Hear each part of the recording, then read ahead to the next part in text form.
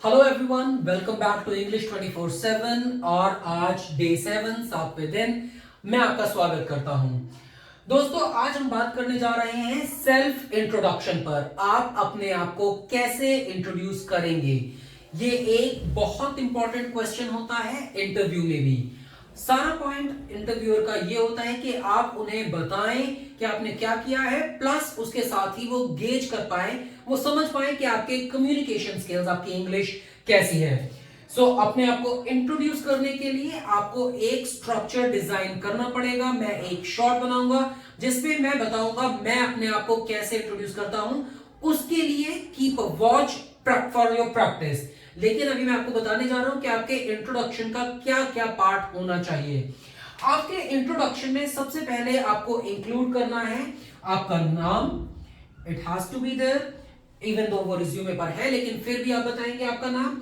उसके बाद में आप बताएंगे अपना छोटा सा ब्रीफ फैमिली, अपना बैकग्राउंड, जहां पर आप उन्हें बता सकते हैं कि आप कहां पर स्टे करते हैं, आपकी फैमिली में कितने मेंबर्स हैं।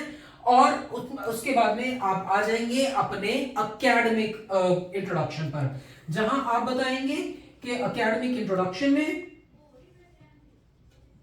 कि मैंने ग्रेजुएशन की है, मैंने उसके बाद में मैंने इस कॉलेज से इस साल में इस सब्जेक्ट्स के साथ में ग्रेजुएशन की है।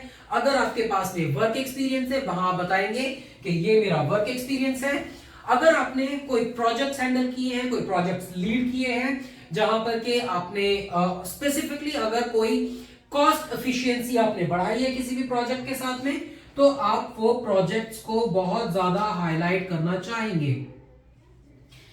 इसके बाद में आप उन्हें बताएंगे कि आपके क्या एक्सपेक्टेशंस है, what you are looking for from your career. आपका एम क्या है, आपका गोल क्या है, आपकी एक्सपेक्टेशंस क्या है। ये सारी चीजें छोटे में आप लोगों को अपने इंट्रोडक्शन में इंक्लूड करनी चाहिए। अगर मैं अपने आप को इंट्रोड्यूस करूं, hey everyone, my name is Ankit, I am a graduate, I completed my graduation from this university with these subjects, post which I started working with this organization.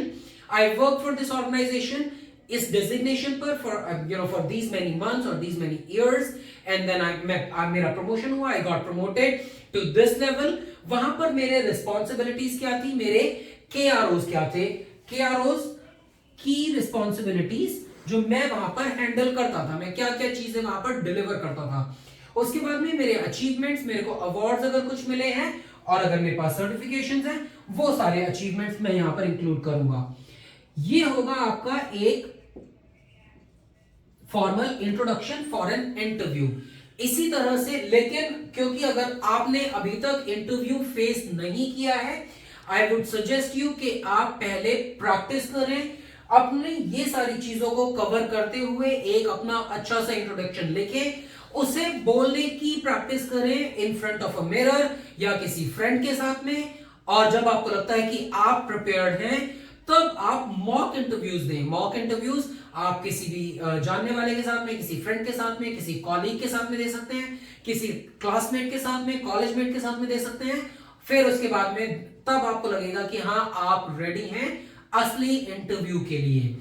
तो सारा इस सब जो ये पूरी एक्सरसाइज है, इसका गोल है आपको वो कॉन्फिडेंस देना, जहां पर आप अपने आप को इंट्रोड्यूस करा पाए बिना किसी झिझक के, आप बीच में अटके नहीं, और आप जब इंटरव्यू के लिए जाएं तो आप पूरे कॉन्फिडेंस के साथ जाएं।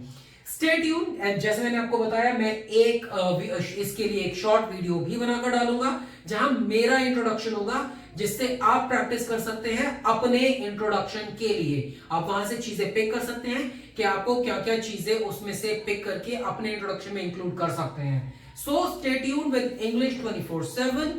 Thank you.